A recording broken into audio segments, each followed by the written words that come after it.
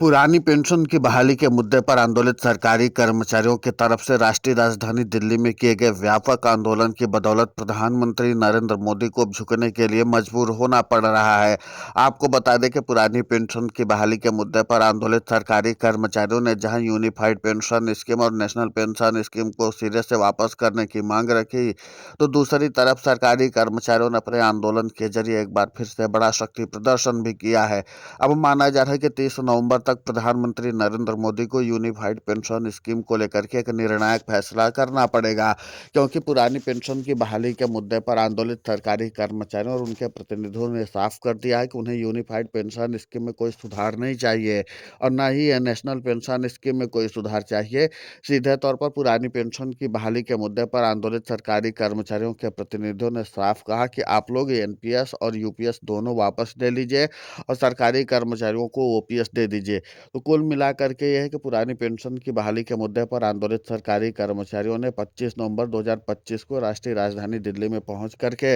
अपना बड़ा शक्ति प्रदर्शन कर दिया है और इसी के साथ इस बात का भी संदेश दे दिया है कि पुरानी पेंशन की बहाली के मुद्दे पर आंदोलित सरकारी कर्मचारी अब किसी भी हाल में शांत बैठने वाले नहीं हैं। जाहिर सी बात है, कभी पुरानी पेंशन की बहाली के मुद्दे पर आंदोलित सरकारी कर्मचारियों ने नवंबर के महीने में ही 2 बार बड़े आंदोलन राष्ट्रीय राजधानी दिल्ली में कर दिया है। आगामी दिसंबर के महीने में संसद का शीतकालीन सत्र शुरू होने वाला है और उसके बाद पुरानी पेंशन की बहाली के मुद्दे को विपक्षी दलों के सांसदों की ओर से भी उठाया जाएगा। तो कुल मिलाकर के यह कि पुरानी पेंशन की बहाली के मुद्दे पर केंद्र की मोदी सरकार की मुश्किलें कम होने का नाम नहीं ले रही हैं और इसी के साथ है प्रधानमंत्री नरेंद्र मोदी को अब यूनिफाइड पेंशन स्कीम को लेकर के एक निर्णायक फैसला लेना ही पड़ जाएगा, क्योंकि जाहिर सी बात है कि यूनिफाइड पेंशन स्कीम को स्वीकार करने वाले कर्मचारियों की तादाद बेहद कम है और सरकारी कर्मचारी उस पर दिलचस्पी भी नहीं दिखा रहे हैं और लगातार यूनिफाइड पेंशन स्कीम का पुरजोर तरीके से विरोध भी होता हुआ नजर आ रहा है। इसीलिए पुरानी पेंशन की बहाली के मुद्दे पर आंदोलित सरकारी कर्मचारियों ने प्रधानमंत्री नरेंद्र मोदी को एक तरह से चेतावनी दे दी है कि पुरानी पेंशन की बहाली के अलावा और कोई विकल्प उनके पास नहीं है। न तो यूनिफाइड पेंशन स्कीम सरकारी कर्मचारियों को चाहिए और न ही नेशनल पेंशन स्कीम चाहिए। अब देखना महत्वपूर्ण होगा कि जिस तरीके से पुरानी पेंशन की बहाली के मुद्दे पर आंदोलित सरकारी कर्मचारियों के प्रतिनिधियों ने अपना रुख साफ करते हुए बता दिया है कि पुरानी पेंशन की बहाली के अलावा उनको कुछ नहीं चाहिए, तो देखना यह भी महत्वपूर्ण होगा कि प्रधानमंत्री Narendra Modi unified pension scheme की तारीखों को और भी ज़्यादा बढ़ाते हैं या नहीं, क्योंकि 30 नवंबर को यूनिफाइड पेंशन स्कीम पूरी तरीके से जो स्वीकार करने की तारीख है वो समाप्त हो जाएगी। उसके बाद प्रधानमंत्री नरेंद्र मोदी को फैसला लेना होगा कि आगे किन किन सरकारी कर्मचारियों के लिए यूनिफाइड पेंशन स्कीम जारी रखनी है, क्योंकि जाहिर सी बात है कि यूनिफाइड पेंशन स्कीम को लेकर के तमाम तरह की बातें कही जा रही हैं। इसके बावजूद आपको बता दें कि यूनिफाइड पेंशन स्कीम को इतना प्रचार प्रसार करने के बाद भी उस तरीके का रिस्पॉन्स नहीं मिला। हालांकि यूनिफाइड पेंशन स्कीम प्रधानमंत्री नरेंद्र मोदी की महत्वाकांक्षी पेंशन योजना है। बावजूद इसके पुरानी पेंशन की बहाली के मुद्दे पर आंदोलित सरकारी कर्मचारियों ने उसको स्वीकार नहीं किया है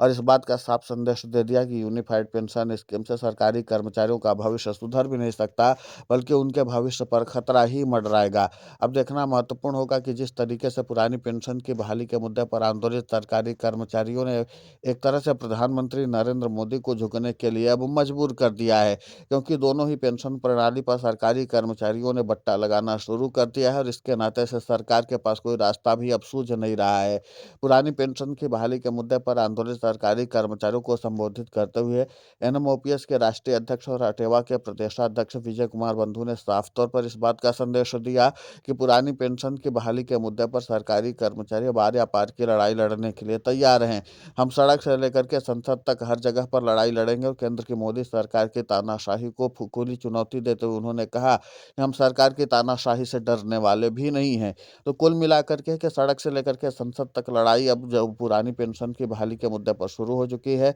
और खुद प्रधानमंत्री नरेंद्र मोदी को भी इस मामले पर इन्वॉल्व होना पड़ रहा है, क्योंकि जाहिर सी बात है कि लाखों लाख की तादाद में सरकारी कर्मचारियों ने राष्ट्रीय राजधानी दिल्ली में जिस तरीके से अपना शक्ति प्रदर्शन किया है वो प्रधानमंत्री नरेंद्र मोदी को सीधे चेतावनी देने के लिए काफ़ी था, क्योंकि राष्ट्रीय राजधानी दिल्ली में ही 2 नवंबर के महीने में ही बड़े आंदोलन हो चुके हैं और माना यही जा रहा है कि राज्यों में भी सरकारी कर्मचारियों के तरफ से बड़े आंदोलन की योजना बनाई जा रही है। तो यानी कुल मिलाकर के हर जगह पर सरकारी कर्मचारियों ने व्यापक रणनीति बना रखी है और उसी रणनीति के तहत सरकारी कर्मचारी काम कर रहे हैं। तब कुल मिलाकर के राष्ट्रीय राजधानी दिल्ली से लेकर के राज्यों के राजधानी में भी अगर सरकारी कर्मचारियों ने अपने ही अंदाज में आंदोलन करना शुरू कर दिया तो फिर ज़ाहिर-सी बात है कि सरकार को और भी ज़्यादा मुश्किलों का सामना करना पड़ सकता है। इसलिए पुरानी पेंशन की बहाली के मुद्दे को लेकर के केंद्र की मोदी सरकार की भी अब चिंता बढ़ती हुई नज़र आ रही है। आपको बता दें कि यूनिफाइड पेंशन स्कीम को लेकर के सरकारी कर्मचारियों में सबसे ज़्यादा नाराज़गी कई सुधारों को लेकर के है,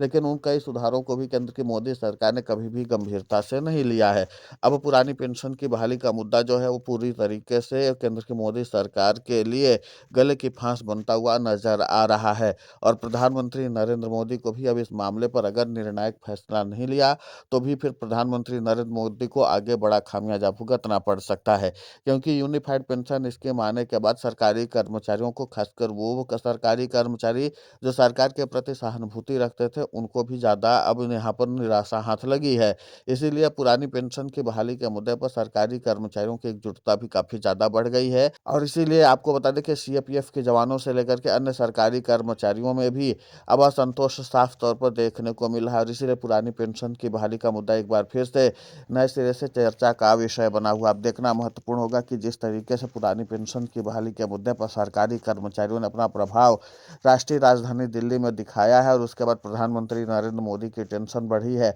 तो प्रधानमंत्री नरेंद्र मोदी इस पूरे मामले पर क्या समाधान निकालते हैं। फिलहाल इस पूरे घटनाक्रम को लेकर के आपकी प्रतिक्रिया बहुत महत्वपूर्ण होती है, आप हमें कमेंट करके जरूर बताएं। साथ ही पुरानी पेंशन की बहाली के मुद्दे पर हम लगातार आंदोलित होकर के खबरें चला रहे हैं। आप हमारे समर्थन के लिए चैनल को सब्सक्राइब करें, खबर को ज़्यादा से ज़्यादा शेयर करें ताकि पुरानी पेंशन की बहाली का मुद्दा और बुलंद हो।